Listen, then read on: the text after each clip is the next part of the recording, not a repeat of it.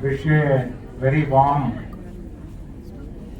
greetings on the World Women's Day. They have given me a difficult topic. World Health Organization says that health, that means well-being in 4 planes. One is physical, second is mental, third is social, and the fourth is spiritual. Now, though spiritual dimension is included in the health long ago by WHO, there's nothing much is written. You don't find a textbook, you don't find too many essays written on that.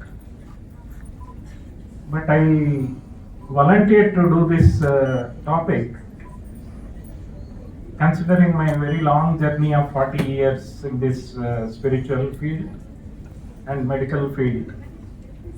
So I try to present you an overview about spiritual health. Before that, I just give you a small story to ponder upon. There was a devotional saint called Mirabai in North India. All of you must have heard about her. She was very spiritual, and once she wanted to go and meet a guru. So she sought an appointment, and unfortunately the guru refused appointment, saying that I don't want to see women. So she was a bit surprised. Then on a piece of paper she wrote, I thought only Giridhara, she used to worship Lord Krishna, is the only male in the world. Rest all us are females. So how come you don't want to see another woman? Then the disciple went and gave this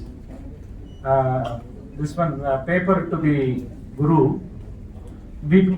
He got shocked because it was a very profound message and thought Mirabai was not a small woman to ignore. So he gave her audience, which means that all people are, the Jivatmas, and the Paramatma is the only male, and all Jivatmas try to reach Paramatma. That is what the message Mira sent out of her spiritual this one.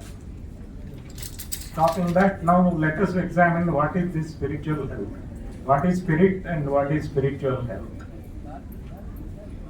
See, when we are a child, we say this is my pen, this is my toy and all. Then we are about maybe 10-15 kilograms. We know mother, father, some uncles, aunties, maybe some school. Then we become adolescent, go to high school. Then again we say, I am my school, my teachers and all that.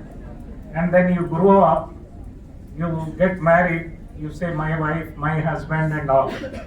When you see all these phases of life, when the body is not the same. When you are born, you are very small, some 2.53 kg child, Now you are 100 kgs, gone through a series of growth. Similarly, when you are born, basic requirements, some food, milk and some sleep. But now you have myriads of wants and desires as you are growing from adolescent to adulthood.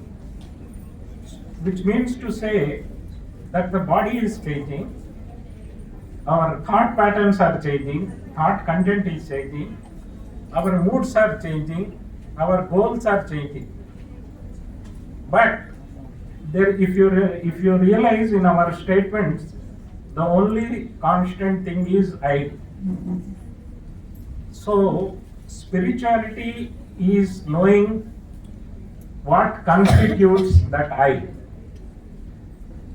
Because except that I which is not changing in your life, rest everything is changing. Your body is not the same, your thoughts are not the same, your emotions are not the same.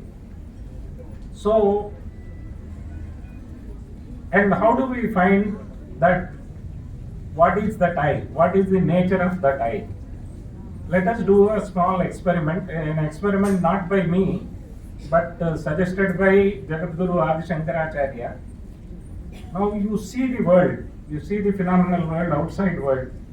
You see the mic, you see the laptop, you see so many people around. But I am seeing with my eye.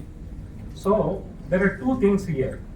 One is the scene, the entire drushya, and the seer, the one who is seeing. The eye is the seeing this entire scenario. So this is called Drik Drishya Viveka. So in this experiment, you are taken through 2-3 steps of what is seen and what is seeing. So let us go inside the second step. The eye is there. Sometimes you are blurred. Sometimes you develop a cataract. You don't see. Sometimes in the night you don't see anything. Sometimes it is bright, you are dazed. So even the sight, the eyes, there is a lot of different stages. What is observing those stages when you are seeing clearly, when you are not seeing clearly? So that is your mind. Mind watches what kind of a sight we have. So when we go in, the second stage, the seen is the eye and the seer is the mind. So let us go one more step inward. When we go inward, you see mind, like Dr. Ganesh was describing you, a variety of emotions. You say, I am happy, I am sorrow, I am jubilant, I am depressed, so many things. So now the mind becomes the scene, and there is somebody who is seeing the mind. Who is seeing the mind? So that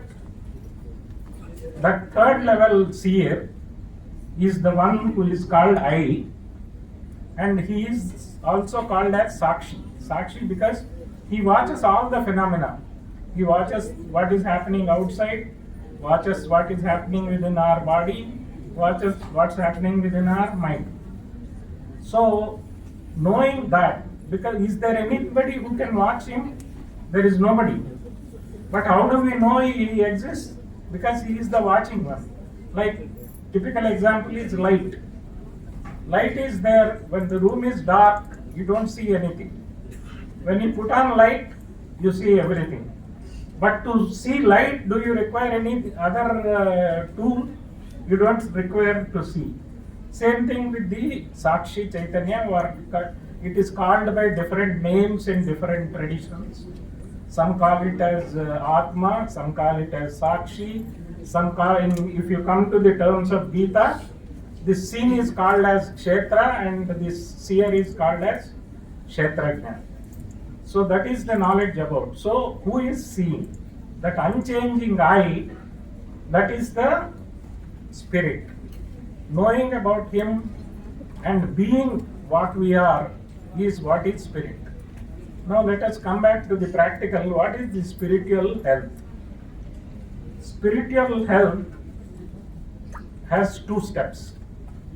One is to know that you are the spirit, that you are not the body, that you are not the thoughts, that you are not the emotions. So that is the first stage of this one. The one who is observing all these phenomena unchanging, that is this one. That is called Aham Brahmasmi. I am that Brahman. I am the one who is seeing. That is the first part of the spiritual health. Then what is the second part of the spiritual health? Second part of the spiritual health, to see that Sakshi who is there within you exists everywhere, all around you. In everybody whom you have come across, be it human beings, be it animals, be it plants, be immovable rocks and all, you find a kind of a life. You find that Chaitanya everywhere, and that is the second stage. Why do we require this kind of a spiritual health? What is the benefit of it? See, all our sciences are essentially there for two reasons. One is to remove sorrow and to keep you happy. If it is economics, they will tell you how to earn money, how to avoid losses and be happy. Or you go to some gymnastics or sports and yoga, they'll tell you how to keep physically fit, avoid misery and be happy. Like that, all our subjects, the essential this one, trial for every human being is to avoid sorrow and this one. But then, as we have seen in economics, the perspective is different. The sports perspective is different. So in spirituality also the perspective is different. I mean, the analysis of why sorrow comes and how it can be replaced by happiness. So the basic premise is that, as we have seen, there is one unchanging ourself called what we call seer, and rest of the world is changing. So it is this change which causes the problems. It is because there are expectations. Some things you like, you don't want it to go. Some things you don't like, you don't want it to come. But change is inevitable. As somebody said, the only constant thing in life is change. So if these things keep changing, things get born, things get die. So we are unable to adjust to that kind of a thing. And also, if you realize your problems, either your problems belong to your body, or like Dr. Ganesh said, either they belong to your way of thinking, or they belong to your emotions. You sometimes, so somebody comes and tell you you are a monkey, you get upset, you may beat him. But the same thing, if you don't react, or if you don't think badly, then when the thoughts are minimum, when the emotions are minimum, you are in kind of a tranquil state. How do you achieve it? That is what is going to be the premise of the spiritual health. So the first stage, that you realize you are the Chaitanya and not the body, mind and all.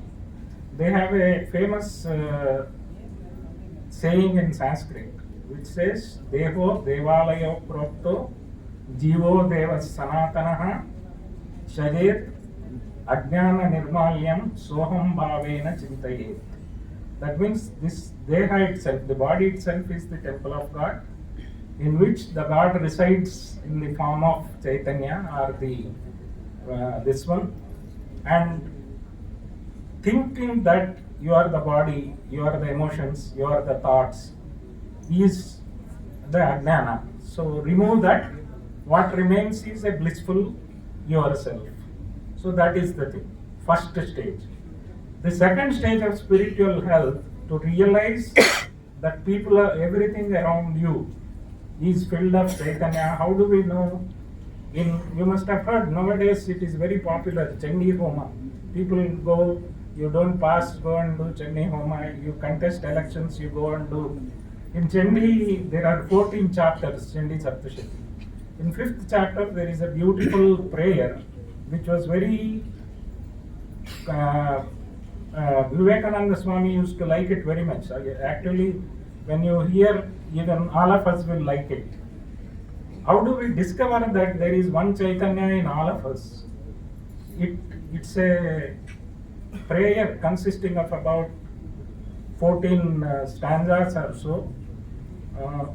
It reads like this: Yadevi sarvabhuteshu shrutharupena samstita namastasyai namastasyai namastasyai namo namaha.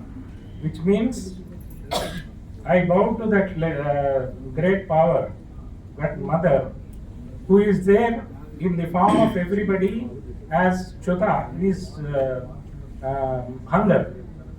Similarly, in another verse, it says, Yadevi sarvabhuteshu nidana rupena samstita. Like that, Yadevi sarvabhuteshu shanti rupena samstita. Like that, all these states are common in everybody. They are enlightened by the same Chaitanya which is there in you.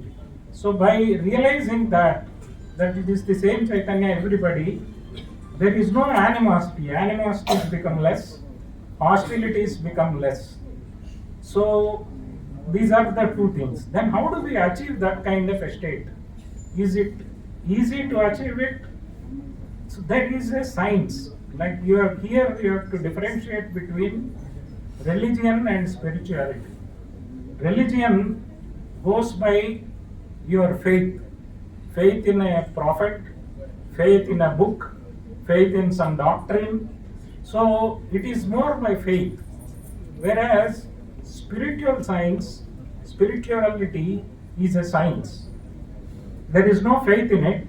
There is a logic, there is a scientific method of inquiry, and it is experiential. Each one of us can experience it and verify it. So that is what spiritual this one is. So what prevents us from this kind of a realization that you are the spirit and you are not a body, or you are a mind, or a emotions? That is, so people have, Vedas have given 3 broad things. First, like you diagnose pathology, then the treatment part comes. What is the cause of this pathology? They identified 3 things. One is called mala, that means impurities. Second is called distraction, vikshepa, scattering. I mean, your thoughts, emotions, everything is scattered. Third thing is avarana. Avarana means covering. You are covered by, your knowledge is covered by your ignorance. So, for the spiritual health, what Vedas have given is these 3 pathologies. One is mala, impurities. Second is vikshepa, that is scattering or distraction. Third is the avarana or avidya, which covers your knowledge that you are Chaitanya but not the changing scene. So your treatment also goes accordingly, and this treatment also goes in 3 stages. Like you have undergraduation, post-graduation, and super specialty. For the first stage, mala, impurities. Mala means the different kind of emotions which prevent you from knowing what you are, and be what mask your happiness, and are the root causes for your means every one of us misery. They listed 6 main emotions. They call them as the 6 main enemies: kama, krodha, lobha, moha, mada, matsaryas. I mean, you want something, desire, you want to possess it. Then if you don't get it, then you get angry. Then when you possess it, you want to keep it. Then you don't want to share it. Like that, those things, keep you bound to this raga and dvesha. That means you like certain things, you hate, and eventually that is what makes you unhappy. So how do we overcome this kind of a thing? For that, they have proposed what is the treatment is the Karma Yoga. Karma Yoga means converting work into worship. People have different definitions, but the authentic definition given is whatever you do, it doesn't matter whether you are a director or a class 4 or a whatever it is, if you do your work as a worship, then that will slowly purify you of all your emotions and make you happy, and the misery part goes off. So the basic two things about it is, you first don't do that it is your agenda. You think that the work was given to you by whatever God, whatever you believe, and you do it as an instrument in his hand. And when you do that, you are not the agent who is doing the work. Whatever comes out of it, you will not be bound by it. Whether you succeed, you are not too hilarious. Whether you fail, you are not depressed by it. So that is the thing. And the way to go about it is, every small work you do, you offer in a prayerful way.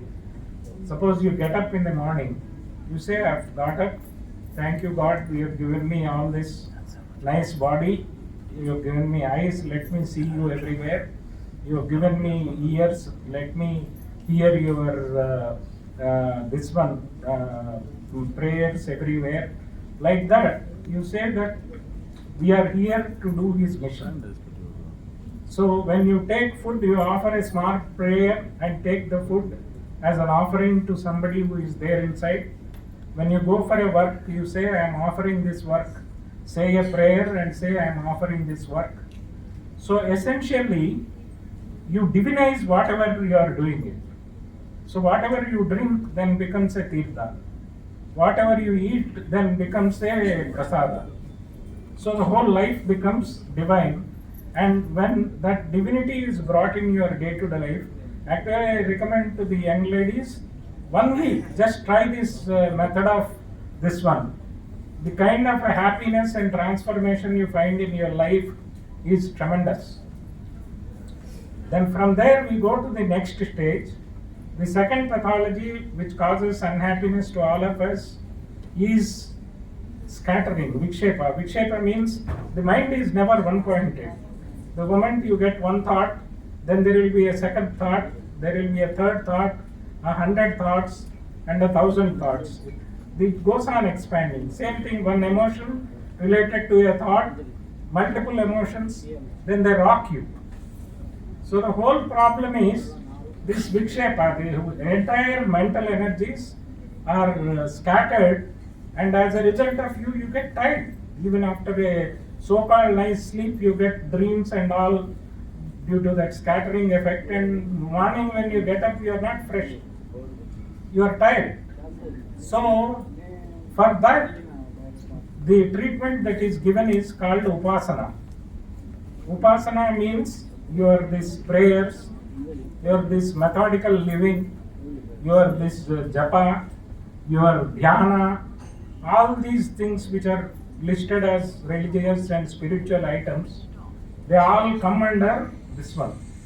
What all they have in common is, they focus your mind and thoughts on one particular thing, whatever it is, either a mantra or a nama or a breath or whatever it is, so that slowly the content of your number of thoughts you are having, number of emotions you are having, it comes down to a point of elimination.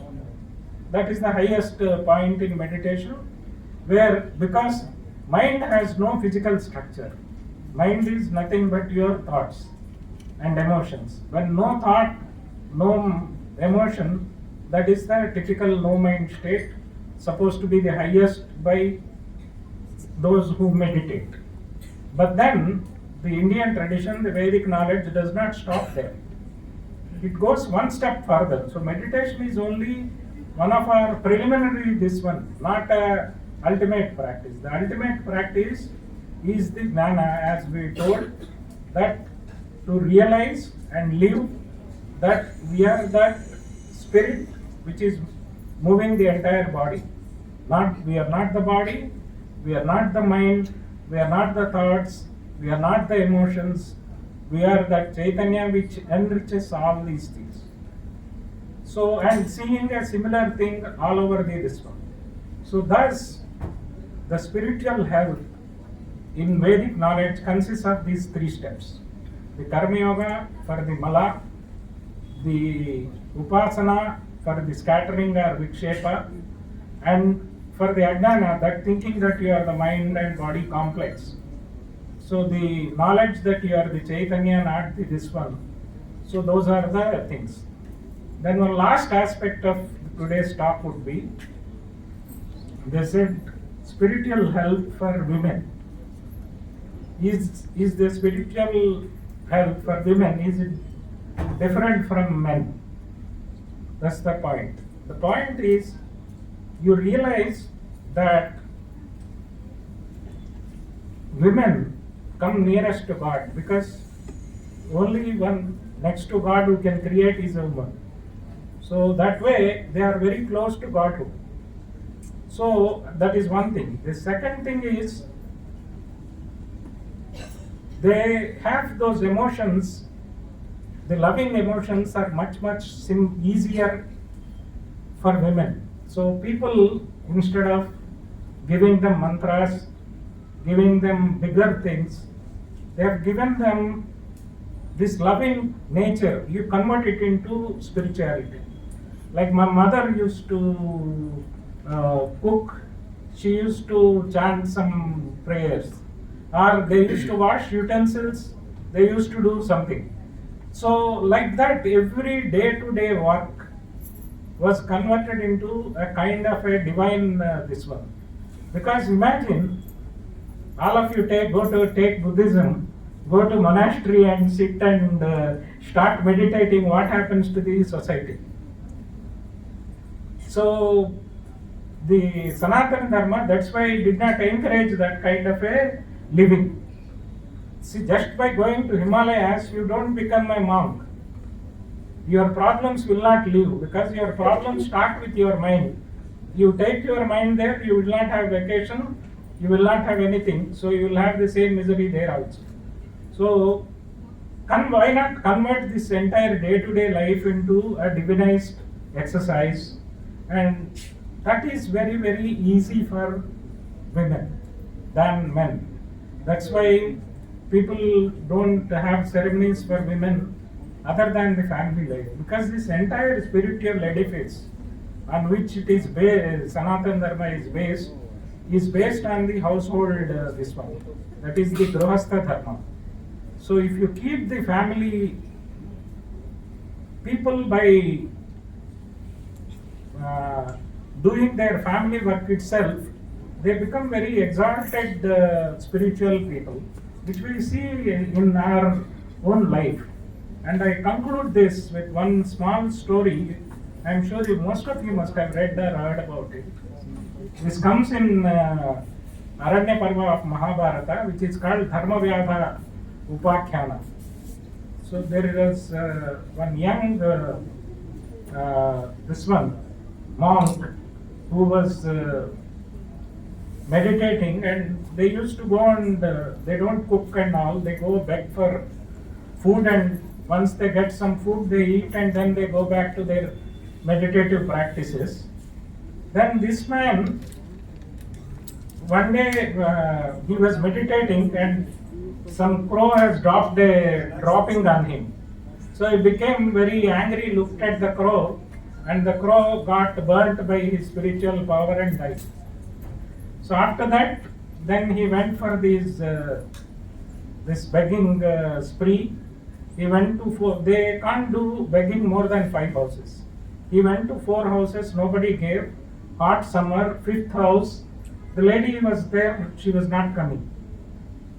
So this man, but if he goes, he will go without food. So he waited. Ultimately, the lady came and served, but when she came in, he saw her with a very sharp eye. Then she said, look, young man, you want to burn me like you burned the crow. He got suddenly surprised. How did she knew that I burned the crow? So then she said, Ma, I didn't realize you are this one. So what kind of a spiritual practice, how many days, how many hours do you meditate and all? I said, I don't meditate or do anything. My husband is there. My children are there. I look after them. My in-laws are there. I take care of them as God. And that's all is my spiritual sadhana. That's what she says. Then he says, I also want to reach your level of spirituality. Why don't you take me as a student and teach me? She says, I can't teach you with my family responsibilities.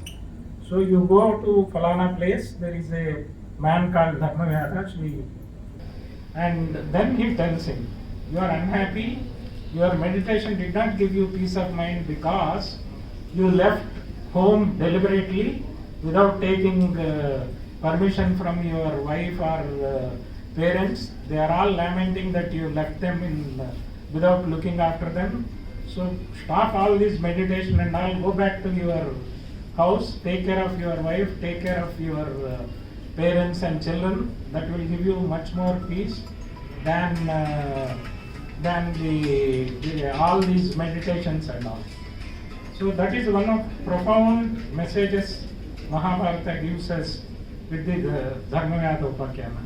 So in nutshell, the spiritual health is basically, before I conclude, I tell you one more small instance.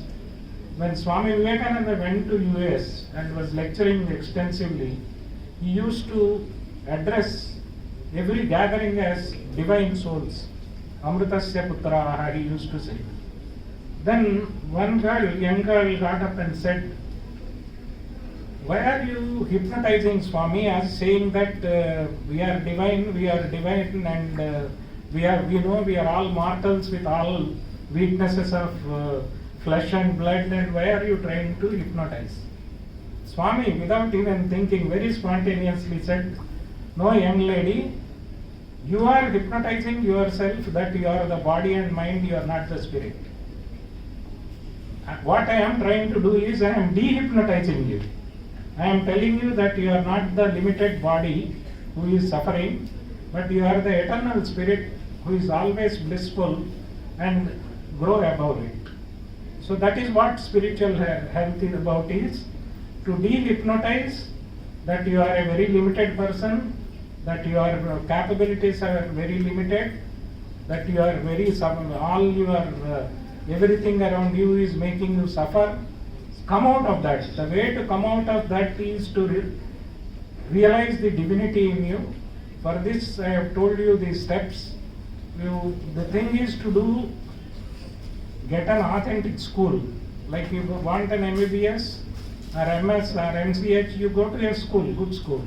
Like that, the spiritual science also requires well-established schools. Join one of those schools and this one. And spiritual health, it doesn't require any, like physical health, you want to go to gym, good food and all, they costly. The spiritual health is not at all costly. But the subject is a bit not a common subject, and a lot of misconceptions are there. So whatever I gave you is direct knowledge from Vedas, which are our benchmark. Yeah, because I said this is a science, this can be verified by anybody, you, me. There is a protocol, you go through that, you do those practices and you get the end result. That is why, though these Vedas were propounded way back, much before 5,000 years, humanity is still following them, still cherishing them. And whenever you have a doubt or this one, people are taking refuge in the Vedic knowledge because of this. May Lord Venkateshwara bless you all with perfect spiritual happiness. And I once again congratulate you on this International Women's Day. Peace to all. Thank you.